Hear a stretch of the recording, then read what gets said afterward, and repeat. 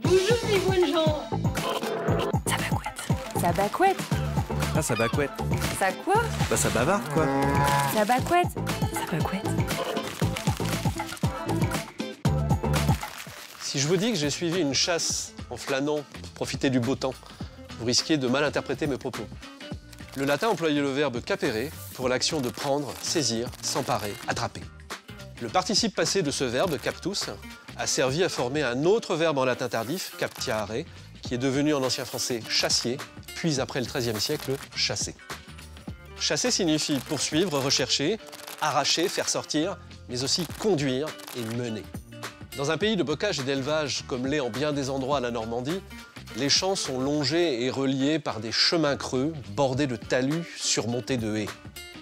Il n'y a pas si longtemps encore, pour déplacer un troupeau de vaches d'un champ à l'autre, ou pour le faire rentrer à la ferme, il suffisait de chasser les bêtes devant soi dans ces chemins creux dont elles ne pouvaient pas s'égailler. Ce chemin de desserte est par conséquent appelé chasse, ou cache en patois, dans le Cotentin. Plus au sud et plus à l'est, on parle de carrière, de carrière ou de cherrière. Dans le pays d'Auge, c'est une rade. Dans le pays de Caux, un chemin de traverse ou chemin vert. Dans l'Eure, un chemin herbu. Le garçon de ferme qui était chargé de conduire les animaux, le vacher, les chassait devant lui dans le chemin. Pour cette raison, il était appelé cacheux ou cachou de vaque, chasseur de vaches. C'est l'origine des noms de famille régionaux le cacheur et le cacheux. Si vous portez l'un de ces deux noms de famille, votre ancêtre ne chassait pas les animaux pour les tuer, mais il était simplement vaché, c'est-à-dire en anglais des États-Unis, cowboy. Alors, tu que vous en dites?